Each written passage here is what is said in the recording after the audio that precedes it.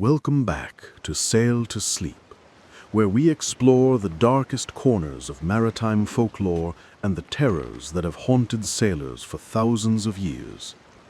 Tonight, we're diving into one of the ocean's most chilling legends, a phenomenon so deadly that ancient mariners would rather sail blind and deaf than risk encountering it.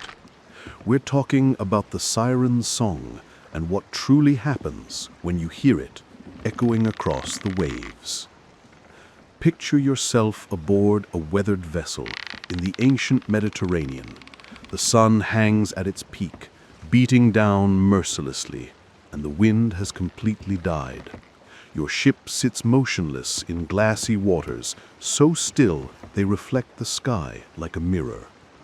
This windless calm, this unnatural silence should be your first warning. The Greeks knew this moment well. They called it the Siren's hour, that suffocating midday stillness when these creatures would strike.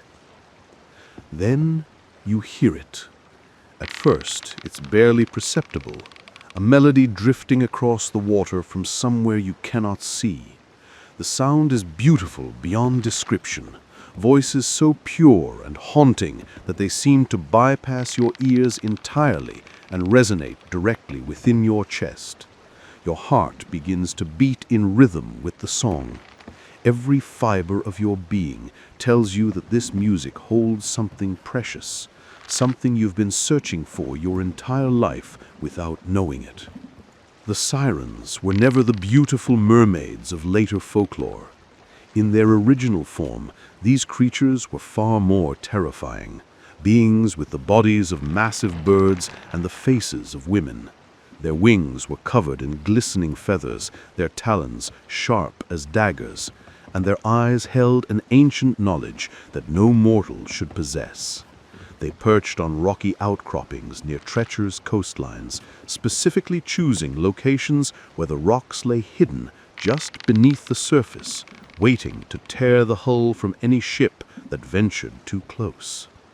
But their true weapon was never their claws or their predatory nature. It was their voices. The song of a siren wasn't simply beautiful. It was a promise. According to the ancient texts, these creatures possessed mantic knowledge, the ability to see both past and future, to know all things that had ever occurred and all things yet to come. When they sang to sailors, they weren't simply making pretty sounds.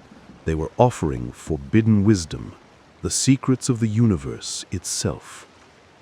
The horror lies in what this knowledge does to the human mind.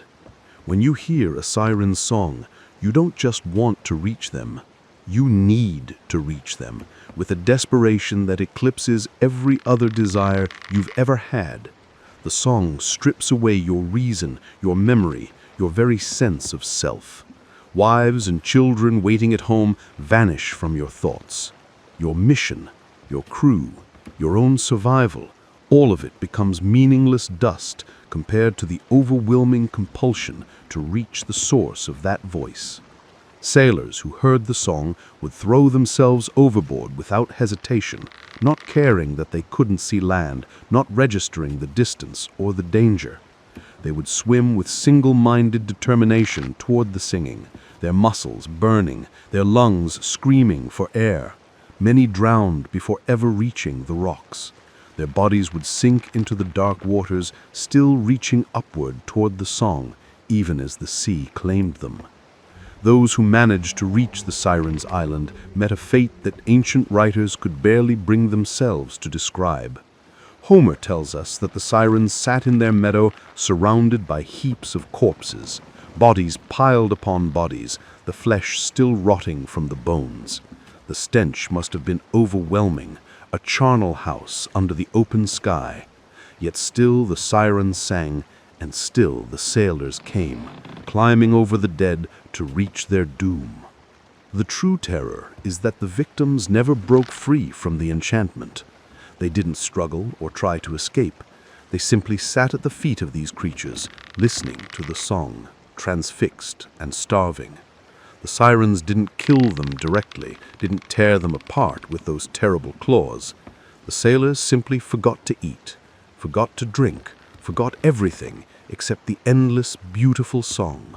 They wasted away while still conscious, their bodies failing as they sat among the dead who had come before them. Even Odysseus, the cunning hero who heard the siren's song and lived to tell of it, barely escaped. He had himself lashed to the mast of his ship with ropes, ordering his crew to bind him tighter if he begged for release. When the song reached his ears, he immediately began thrashing and screaming, demanding they cut him loose, promising them riches and threatening them with death. His crew, their ears sealed with beeswax, could only watch as their captain writhed against his bonds like a madman. Only when they had sailed beyond the reach of that terrible music did reason return to his eyes.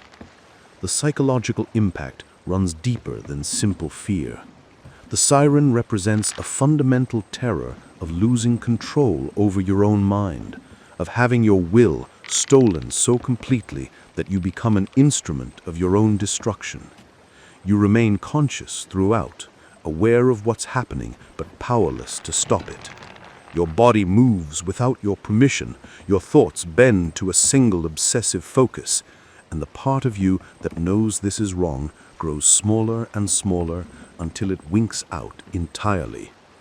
So, what happens when you hear a siren's song at sea? You lose everything that makes you human. Your free will dissolves like salt in water. Your memories scatter like ash in wind.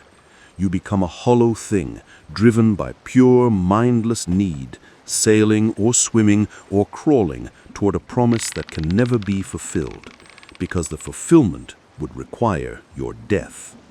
And the most horrifying part is that in those final moments, as you waste away on some forgotten rock surrounded by the bones of those who came before you, you wouldn't change a thing. The song would still be the most beautiful thing you'd ever heard. The sirens remind us that the ocean holds more than physical dangers.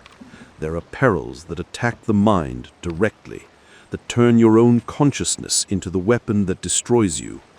You remain conscious throughout, aware of what's happening, but powerless to stop it.